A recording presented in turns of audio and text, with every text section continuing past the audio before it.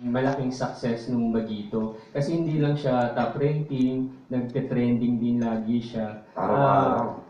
Ano ba, kumbaga napakalaking achievement ba nito para sa inyo? Maliit na bagay. How do you handle yung the fame, the popularity ng programa and the, ano, yun ba, are you trying to say, ayun?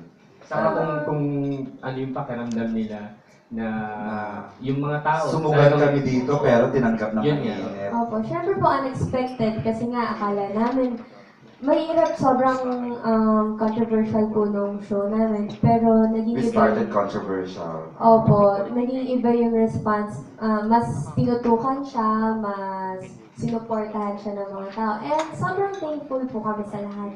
Pero ako, I still, alam ko meron pang ibubugay yung show na to. Kaya dapat kalma lang po sila. So yun, thankful lang po talaga kami sa sobrang pagsuporta ng lahat ng nanonood po. Sa every role na ibigay, nag-shine talaga din talaga itong Salamat bata. po. Balik Kahit na ba? yung simpleng tulo lang ng luha, di ba? True. Siyempre si Alexa, Beth. Kami po, we just keep on giving thanks. Lalo na kay God dahil He made everything naman po possible. So yun, parang pag sinasabihan kami na, uy, sikat na kayo, uy, ang galing-galing nyo, ganun. We just keep on saying, thank you po. Pero yung mga compliments mo na ganun, ginagamit po namin yun para i-push namin harder yung pagtatrabaho namin dito. Para maganda rin, para mas mapaganda po yung show. Ang nilalamig pa rin na si Nash. Oo. Ako po, una po, iba po yung level nung saya ko nung talagang nag-rate po and tinangkilik ko yung Bagito kasi simula po nung bata, hindi po ako nagkaroon ng teleserye. So, talagang first ko po to. And una po, nung binigay po sa yung sinabi po ng Bagito na Batang Ama, sobra po yung kaba ko kasi parang first ko siya and medyo controversial pa nga po. So, 50-50 kung tatanggapin ng tao.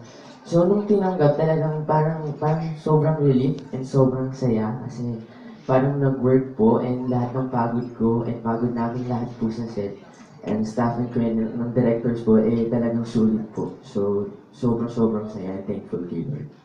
Nakita natin talagang lumaki itong mga to, di ba? Yung mga birthday press conference. Nagulat din ako na ngayon lang pala siya talaga nabigyan ng isang title, role. Ayan, of course kay Alexa sa akin, Nash, syempre di ba? Syempre napag-usapan kanina yung mga crush.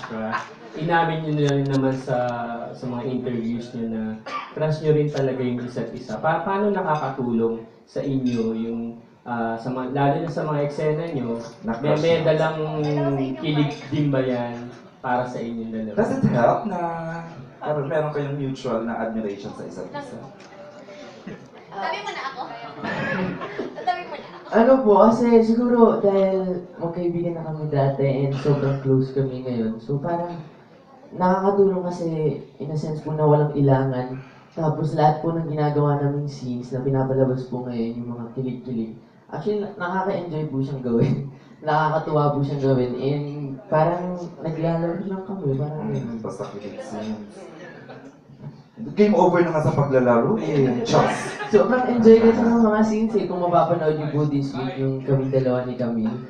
Tapos yung struggle ko po dun sa bata and sa future. Saka yung pagpipigil mo na magkaroon ng gusto talaga sa kanya. Alexa.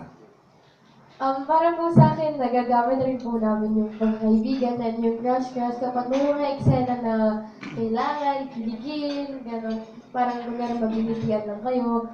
Kung may pag magbibitian, mamaya matatawa na. Tapos kapag pinanood mo, parang nakita niyo po na, ay parang kinikilig sila. Pero totoo po talaga yung lahat. Siya po kami galit po sa Ano sabi ng parents nyo? Kasi inamin nyo na sa TV. Di ba? Hindi, ano lang naman po kasi. Oo, ano lang to? Parang crush lang naman, wala naman. Wala naman. Sabi ko nga po, sabi mo nga, Alexa, di ba may guidelines naman ng Opo, parents? tsaka lahat naman kunyari, nung nagkagusto po ako sa kanya, sinabi ko naman. O, di ba? Yun na yun. Diretso eh. Kasi kailangan maging open sa parents. At least Para honest, di ba? mag-guide. Ang cute! Eh, ganun po kami At naman. saka Lahat naman- sinasabi ko talaga. alam naman po namin limits namin sa isa't isa. So, importante lang yung pagkakaibigan namin. Tsaka ito po talaga yung priority namin. So, above everything else, ito po talaga yung focus namin. Huwag nyo na paaminin kasi dalawang love team na kakapress ko natin, hindi umamin. Sila pa ba naman ang amin? Lagi na lang tayo nakapupulaan sa pag-amin. Kayo na ba?